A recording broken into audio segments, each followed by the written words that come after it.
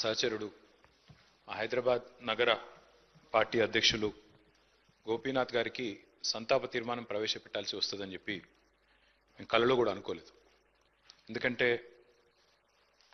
వారు జీవించున్నంత కాలం కూడా ఎన్నడూ తనకు అనారోగ్యం వచ్చిందని కానీ అది కూడా ఇంత తీవ్రంగా ఉందని కానీ ఎన్నడూ ఎక్కడా కూడా చెప్పుకోలేదు, ఎవరికి కూడా పంచుకోలేదు అధ్యక్ష. వారు ఆ రకంగా చాలా గుంభనంగా తన వ్యక్తిగతమైన సమస్యలు కానీ వ్యక్తిగతమైన ఆరోగ్యపరమైన విషయాలు కానీ చాలా రహస్యంగా, ఒక రకంగా చెప్పాలంటే చాలా ప్రైవేట్గా వారు మెయింటైన్ చేసినారు అధ్యక్ష. కానీ పబ్లిక్ పరంగా మాత్రం, అంటే ఇందాక ముఖ్యమంత్రి గారు అదేవిధంగా శాసనసభ వ్యవహారాల మంత్రి గారు చెప్పినట్టు హైదరాబాద్ మహానగరంలో జూబ్లీహిల్స్ అంటేనే ఒక సంపన్నులు నివసించే ప్రాంతంగా పేరుంది అధ్యక్ష. కానీ జూబ్లీహిల్స్ నియోజకవర్గం పరిస్థితి చూస్తే దానికి పూర్తి భిన్నం అధ్యక్ష. పేరుకి జూబ్లీహిల్స్ నియోజకవర్గం, కానీ అక్కడ ఉండేది మొత్తం కూడా పేద ప్రజలు. ఎందుకంటే పేరుకి జూబ్లీహిల్స్ నియోజకవర్గం అయినప్పటికీ అక్కడ ఉండేది బోరబండ, రేమత్ నగరు, షేక్పేట, ఎర్రగడ్డ, వెంగళరావు నగరు, ఈ రకంగా మొత్తంగా ఒక బస్తీలు, స్లమ్స్తో కూడిన ఏరియా అధ్యక్ష. హైదరాబాద్లోని హైదర్గూడలో 1963లో ఇక్కడే హైదరాబాద్ మహానగరంలోనే గోపీనాథ్ గారు జన్మించినారు అధ్యక్ష. తర్వాత వారు ఇక్కడే చదువుకుని ఇక్కడే మరి ఉస్మానియాలో డిగ్రీ కూడా చేసి తర్వాత ఎన్టీ రామారావు గారికి వీర అభిమానిగా తెలుగుదేశం పార్టీ స్థాపించిన తర్వాత వారు రాజకీయాల్లో అడుగుపెట్టినారు. నాకు బాగా గుర్తుంది అధ్యక్ష, మేము చిన్నప్పుడు మన ఎమ్మెల్యేలకు ఇచ్చిన క్వార్టర్స్ ఏవైతే ఉన్నాయో బషీర్బాగ్లో, అక్కడ మా కుటుంబం అంతా ఉండేది. పెద్దలు కేసీఆర్ గారు ఆనాడు శాసనసభ్యుడిగా ఉన్నప్పుడు మొట్టమొదటిసారి 85లో న్యూ ఎమ్మెల్యే క్వార్టర్స్లో నివాసం ఉండేది అధ్యక్ష. మేము కూడా అక్కడే ఉండేది. అక్కడ నుంచి బయటకు వచ్చి ప్రస్తుతం ఉన్న సెక్రటేరియట్ ముందుగా ఇప్పుడు ఎక్కడైతే అమరజ్యోతి ఉన్నదో అక్కడ మాకు ఎప్పుడో కటౌట్ కనబడేది అధ్యక్ష. మొట్టమొదటి కటౌట్ బహుశా చాలా మంది హైదరాబాద్లో చూసింది అదే అయి ఉంటుంది. ఎన్టీ రామారావు గారి నిలువెత్తు కటౌట్ పెట్టి కృష్ణుడి రూపంలో, రాముడి రూపంలో పెట్టి కింద రాసి ఉండేది అధ్యక్ష, మాగంటి గోపీనాథ్ అని చెప్పి రాసి ఉండేది. ఒక రకంగా చెప్పాలంటే హైదరాబాద్లో ఈ కటౌట్స్ కల్చర్ కానీ, రకంగా చెప్పాలంటే ఆనాడు తెలుగుదేశం పార్టీ అధికారంలో ఉన్నప్పుడు ఈ రకంగా మరి ఒక పర్మనెంట్గా ఒక కటౌట్ తనకంటూ ఏర్పాటు చేసుకున్న నాయకుడు మాగంటి గోపీనాథ్ గారు. వారు చాలా క్రియాశీలంగా ఉండేది అధ్యక్ష రాజకీయాల్లో. చిన్న స్థాయి నుంచి కూడా మరి మొదటి నుంచి కూడా చాలా క్రియాశీలంగా విద్యార్థి దశ నుంచి కూడా రాజకీయాల్లో ఉన్నారు. తెలుగు యువతలో పనిచేశారు.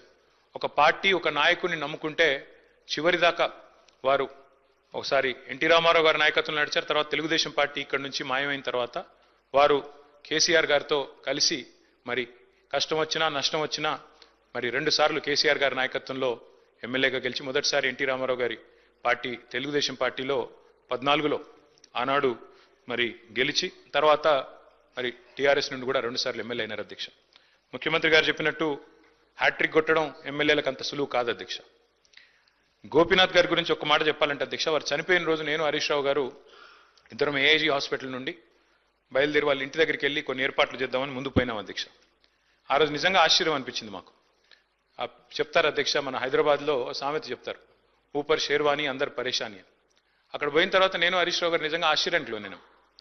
గోపీనాథ్ గారు ఉండే ఇల్లు ఒక మాదాపూర్ ఆ ప్రాంతంలో చాలా చిన్న ఇల్లు అధ్యక్ష. నాకు తెలిసి 250-300 గజాలు కూడా ఉంటుందో ఉండదో, చాలా చిన్న ఇల్లు. ఎన్నడూ కూడా గోపీనాథ్ గారు మాకు తను ఎప్పుడు కనబడ్డా ఇందాక మరి ప్రభుత్వం నుంచి చెప్పినట్టు ఎప్పుడు కూడా చాలా గుంభనంగా, చాలా ఎప్పుడు కూడా ఎక్కడ కూడా తనకేమైనా ఇబ్బంది ఉన్నా చెప్పేవాడు కాదు అధ్యక్ష. అక్కడ పోయిన చూసిన తర్వాత వాళ్ళ 3 పిల్లలు, అక్షర, దిశిర, వాత్సల్య, 3 పిల్లలు అధ్యక్ష. ఇంకా చిన్న పిల్లలు 20, 21, 22 ఏళ్ళు ఉంటాయి. ఎవరు కూడా ఇంకా పెళ్ళి అవ్వలేదు, సెటిల్ అవ్వలేదు. వాళ్ళని చూసి బాధపడ్డాం. తర్వాత ఇల్లు చూసి కూడా బాధపడ్డాం, ఇట్లా ఉన్నారా ఈయన ఇన్ని రోజుల్లో. ఎందుకంటే ఎప్పుడు ఏ ఫంక్షన్ వచ్చినా బాగా లావిష్గా ఖర్చు పెట్టేటోడు అధ్యక్ష. ఊపర్ షేర్వాణి అందరు పరేషాన్ ఎందుకన్నా అంటే ఎక్కడ కూడా ఏంటంటే తెలియనియలే మాకు ఈ కష్టం ఉందని కానీ ఇంకోటని కానీ. తెలంగాణ ప్రభుత్వం ఆనాడు బతుకమ్మ చీరలు అనే కార్యక్రమం మనం 2016-17లో ప్రారంభించినాం అధ్యక్ష. కానీ అంతకంటే ముందే గోపీనాథ్ గారు తన కాన్స్టిట్యున్సీలో బతుకమ్మకి చీర పెట్టే ఒక సంస్కృతిని కూడా తీసుకొచ్చింది గోపీనాథ్ గారు అధ్యక్ష. మనందరం గోపీనాథ్ అని ఇక్కడ పిలుస్తాం కానీ ఆయన మొత్తం కాన్స్టిట్యున్సీలో మాత్రం గోపన్నగానే పిలుచుకుంటారు. ఎక్కడ పోయినా, ఏ డివిజన్ పోయినా గోపన్న అని మాట్లాడతారు. ప్రజల్లో నిత్యం మమైకమయ్యే వ్యక్తి అధ్యక్ష. ఒక చిన్న ఎగ్జాంపుల్ నేను మీకు చెప్తాను.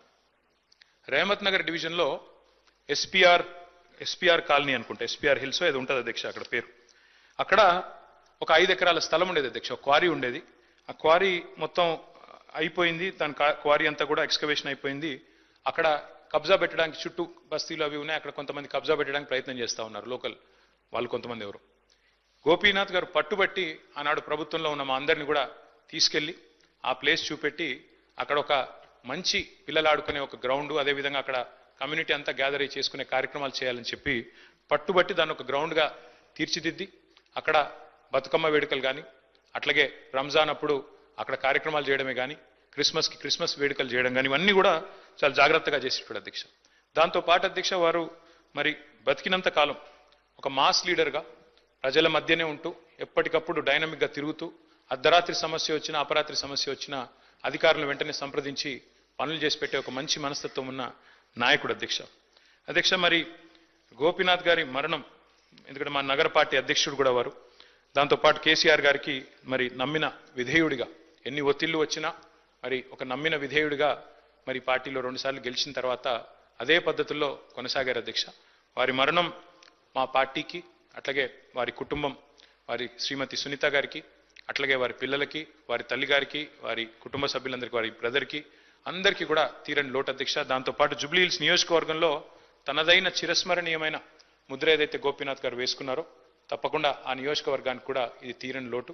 ఈ దుఃఖ సమయంలో వారి కుటుంబం తరపున మా పార్టీ పూర్తి స్థాయిలో అండగా ఉంటుంది అధ్యక్ష.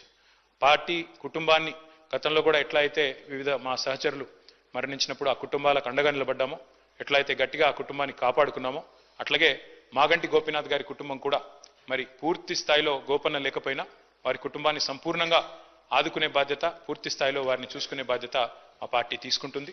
మరి ఈరోజు శాసనసభలో వారి సంతాప తీర్మానంలో ప్రసంగించే అవకాశం రావడం విషయంలో బాధను వ్యక్తం చేస్తూ ఈ శోకాతప్త సమయంలో వారి కుటుంబానికి, అదేవిధంగా వారి అభిమానులకి, అదేవిధంగా కార్యకర్తలకు కూడా వారికి మనోధైర్యం భగవంతుడు ప్రసాదించాలని కోరుకుంటూ తమరికి ధన్యవాదాలు.